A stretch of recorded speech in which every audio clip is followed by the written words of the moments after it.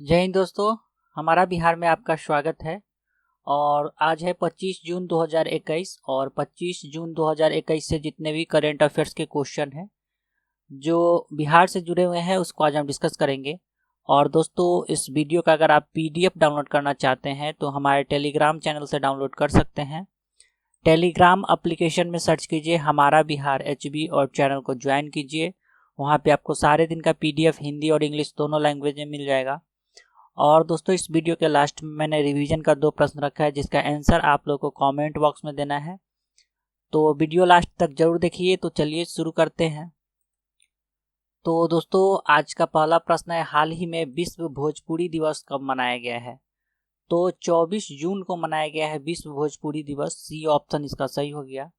प्रत्येक वर्ष ज्येष्ठ माह की पूर्णिमा पर संत कबीर दास की जयंती के मौके पर विश्व भोजपुरी दिवस मनाया जाता है। इस वर्ष 24 जून को विश्व भोजपुरी दिवस मनाया गया है।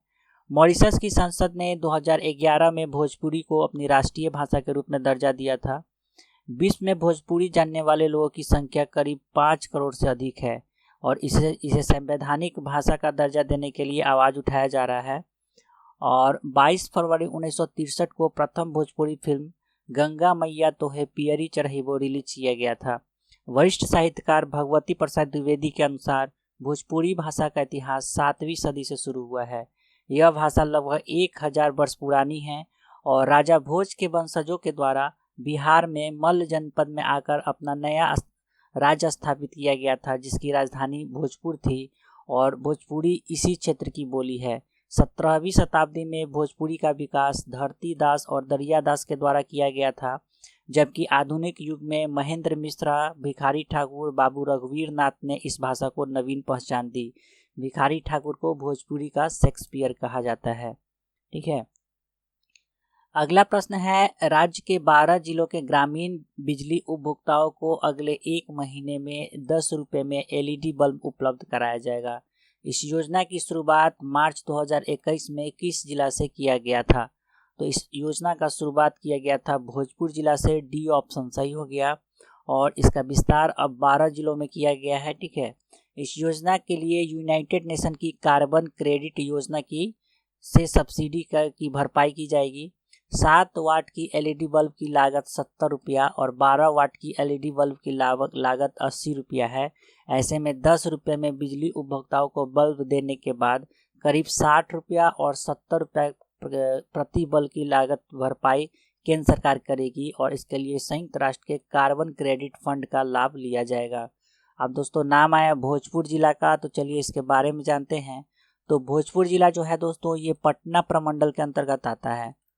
और दोस्तों, बात किया जाए अगर पटना प्रमंडल का, तो ये गहरा भूरा रंग का जो एरिया है यही है पटना प्रमंडल, जिसके अंतर्गत रोहतास, कैमूर, बक्सर, भोजपुर, पटना और नालंदा जिला आता है। भोजपुर जिला का मुख्यालय आरा में है। क्षेत्रफल इसका 2395 वर्ग किलोमीटर है। जनसंख्या है 27,28,407 व्यक्ति। जनसंख्या घनत्व 1139 व्यक्ति प्रति वर्ग किलोमीटर। साक्षरता दर 70.74% और लिंगानुपात 907 महिला प्रति 1000 पुरुष है। भोजपुर जिला पहले शाहाबाद के अंतर्गत था, जिसको सन 1972 में बांटकर भोजपुर और रोहतास 2 जिला बनाया गया। भोजपुर जिला में ही जगदीशपुर नामक जगह है, जहां के वीर कुंवर सिंह थे, जिन्होंने 1857 क्रांति में अहम भूमिका निभाए थे। अगला प्रश्न है, राज्य के किस विभाग के द्वारा अनुसंधान निगरानी सेल का गठन किया जाएगा? तो अनुसंधान निगरानी सेल का गठन किया जाएगा पुलिस विभाग के द्वारा। ए ऑप्शन सही हो गया। राज्य में आपराधिक कांडों के अनुसंधान की निगरानी के लिए जिला स्तर पर अनुसंधान निगरानी सेल का गठन किया जाएगा। जिला स्तरीय निगरानी सेल की कमान एसएसपी रैंक के अफसर के हाथ में होगी। यह सेल हत्या, अपराध, रंगदारी एवं संपत्ति से संबंधित अपराध के अनुसंधान की समय समय पर समीक्षा करेगा। अगला प्रश्न है, बिहार के पटना विश्वविद्यालय के अंतर्गत किस कॉलेज में 13 करोड़ रुपए की लागत से मॉलिक्यूलर और जेनेटिक्स लैब का स्थापना किया जाएगा? तो यह पटना साइंस कॉलेज में किया जाएगा। बी ऑप्शन सही हो गया। और इसके लिए राष्ट्रीय उच्चतर शिक्षा अभियान के अंतर्गत 13 करोड़ रुपए खर्च किए जाएंगे। नेक्स्ट है, हाल ही में राज्य में 117 नए शहरी निकाय का गठन किया गया है। इन शहरी निकायों में कितनी जनसंख्या पर एक वार्ड का गठन किया जाएगा? तो 1000 से 1200, ठीक है, 1000 से 1200 की जनसंख्या पे एक वार्ड का गठन किया जाएगा। डी ऑप्शन सही हो गया। अब दोस्तों कहाँ पे कितना वार्ड मैक्सिमम हो सकता है, इसका भी एक लिमिट है। तो नगर पंचायत में अधिकतम 25 वार्ड हो सकते हैं, नगर परिषद में अधिकतम 45 वार्ड हो सकते हैं और नगर निगम क्षेत्र में अधिकतम 75 वार्ड हो सकते हैं। अगला प्रश्न है, बिहार के किस नदी के पूर्व और पश्चिम दोनों किनारों पर 4 लेन हाईवे का निर्माण किया जाएगा? तो यह गंडक नदी के दोनों किनारे पे किया जाएगा, पूर्वी और पश्चिमी किनारे पे। ए ऑप्शन इसका सही हो गया। और गंडक नदी के पूर्वी किनारे में 2550 करोड़ की लागत से 115 किलोमीटर के एनएच के निर्माण की स्वीकृति दी गई है। गंडक नदी के पश्चिमी के पिछड़े इलाके के विकास के मद्देनजर पश्चिमी किनारे से एक एनएच बनाने का प्रस्ताव केंद्र को भेजा गया था, जिसे मंजूरी मिल गई है। केंद्र सरकार ने 1864 करोड़ की लागत से 116 किलोमीटर की लंबाई वाली सड़क का डीपीआर बनाने का निर्देश दिया है, ठीक है। तो गंडक नदी के दोनों पूर्वी और पश्चिमी किनारे पे एनएच का निर्माण किया जाएगा। अगला प्रश्न है दोस्तों, हाल ही में बिहार के पूर्व मुख्यमंत्री डॉक्टर जगन्नाथ मिश्र का जन्म दिवस कब मनाया गया है? तो 24 जून को मनाया गया है। सी ऑप्शन सही हो गया। इमेज में देख सकते हैं, यही है डॉक्टर जगन्नाथ मिश्र, ठीक है। इनका जन्म 24 जून 1937 को हुआ था। वह बिहार के 3 बार मुख्यमंत्री पद पर रहे। पहली बार 1975 में वो मुख्यमंत्री बने थे बिहार के, दूसरी बार 1980 में और तीसरी बार 1989 में। सामाजिक आर्थिक विषय पर उनके द्वारा 23 पुस्तकें लिखी गई हैं। डॉक्टर जगन्नाथ मिश्र नवंबर 1980 में व्यापक औद्योगिक नीति की घोषणा किए थे। नारी सशक्तिकरण को बढ़ावा देने के लिए उन्होंने विधवा विवाह को प्रोत्साहित किया। उन्होंने विधवा विवाह को प्रोत्साहन देने के लिए उनसे शादी करने वाले को सरकारी नौकरी में प्राथमिकता का प्रावधान किया था।